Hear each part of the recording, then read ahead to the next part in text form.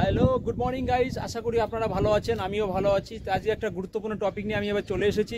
আপনারা জানেন আমি মালটাতে আছি, তো আজকে মালটা একটা গুরুত্বপূর্ণ টপিক। যারা মালটায় আসতে চায় ওয়ার্ক পারমিট হিসাবে, তো মালটায় আসতে গেলে যারা কি কি ডকুমেন্টস তাদের সাবমিট করতে হয় ভিএফএসে, সেই সম্বন্ধে আজকে জানাবো আমি। তো আসুন সঙ্গে থাকুন, আমি শুরু করি আজকের গুরুত্বপূর্ণ টপিক, যে ভিএফএসে কি কি ডকুমেন্টস জমা করতে হয় ভিসার জন্য। তাহলে চলুন শুরু করা যাক আজকের বিষয় টপিক।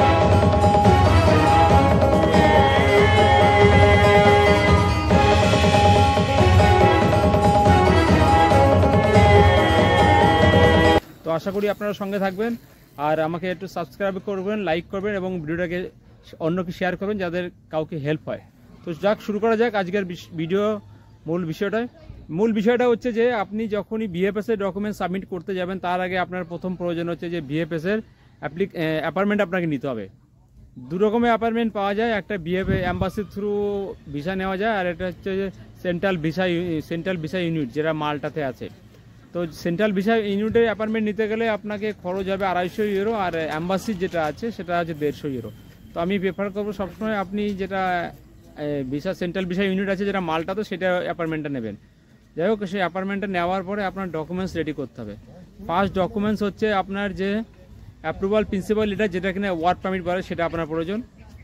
দ্বিতীয় আপনার অরিজিনাল পাসপোর্ট এবং 2 কপি ফটো লাগবে আপনার। সে ফটোর মেজারমেন্ট আছে, যেটা আপনি চেকলিস্টে পেয়ে যাবেন, সে ফটো নেবেন।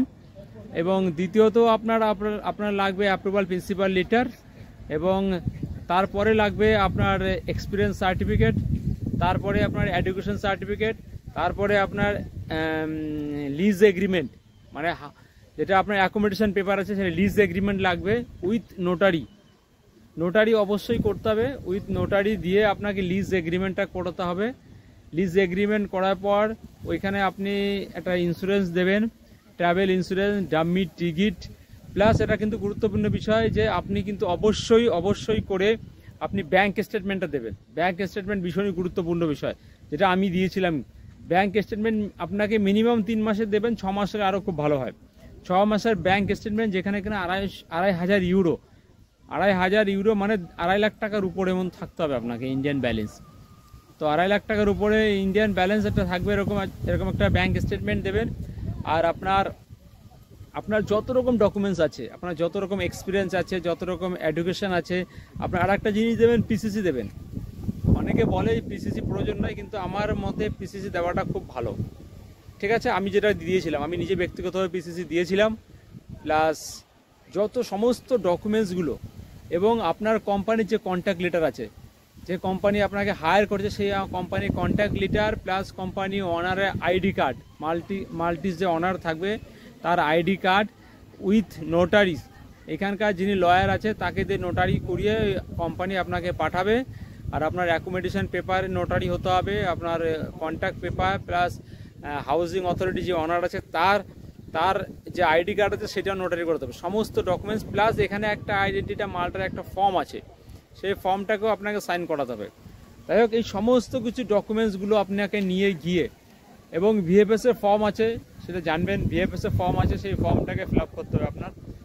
এই সমস্ত কিছু ডকুমেন্টস আপনাকে নিয়ে গিয়ে আপনি অ্যাম্বাসিতে জমা দেবেন। যদি কিনা আপনি হসপিটালিটি অথবা হোটেল ইন্ডাস্ট্রি ছাড়া আসেন, মানে কোনো কনস্ট্রাকশন আসেন বা অন্য কোনো ডিপার্টমেন্টে ক্লিনিং আসেন, তাহলে কিন্তু আপনার যেটা স্কিল পাস সেটা প্রয়োজন হবে না। অতএব এই ডিপার্টমেন্টে আসলে কিন্তু স্কিল পাস অবশ্যই আপনার প্রয়োজন। আর একটা অ্যাডভান্টেজ আছে, যদি কেউ স্কিল পাস করতে চায় সে করলে আরও তার একটা প্লাস পয়েন্ট আছে। স্কিল পাস করলে তাকে ভিসাটা পাওয়ার এখন গুরুত্ব বেড়ে যাচ্ছে। তো যাই হোক, এই সমস্ত ডকুমেন্টসগুলো নিয়ে আপনি ভিএফএসে অ্যাপ্লাই করবেন।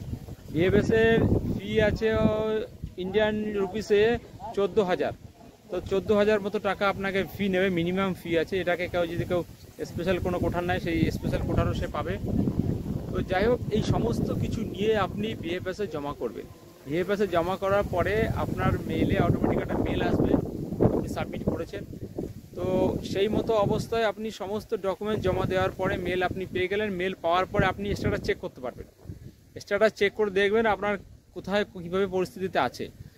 ঠিক আছে, তো এই যে সেন্ট্রাল ভিসা ইউনিটে যে অ্যাপার্টমেন্ট আছে, ওটা যদি নেন, ভিসা পাওয়ার চান্সটা খুবই ভালো, মানে এর রেশিওটা ভালো, ভিসার রেশিওটা খুবই ভালো। কারণ আমি নিজে ব্যক্তিগতভাবে সেন্ট্রাল ভিসা ইউনিটের অ্যাপার্টমেন্ট নিয়েছিলাম।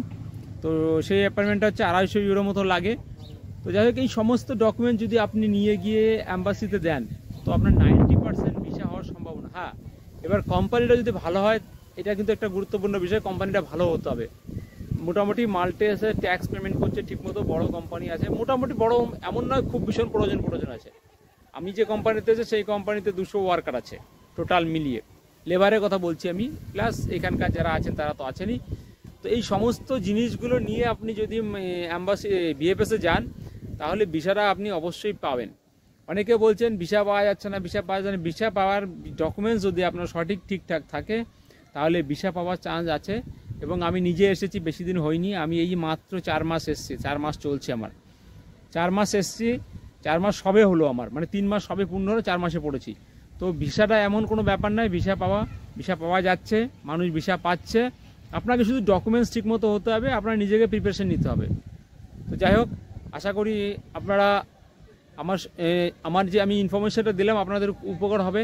দয়া করে আপনার পরিবারে বা আপনার কোনো বন্ধুবান্ধব কাউ যদি প্রয়োজন হয়ে থাকে, কোনো রকম ইনফরমেশন প্রয়োজন হয়ে থাকে, আমাকে মেসেজ করবেন, আমি রিপ্লাই দেওয়ার চেষ্টা করব।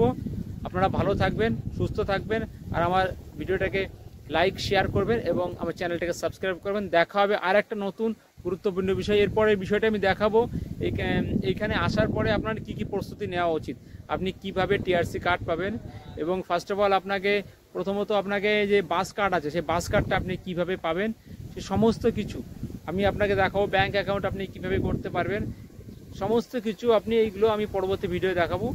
ভালো থাকবেন, দেখা হবে আরেকটা নতুন ভিডিওতে।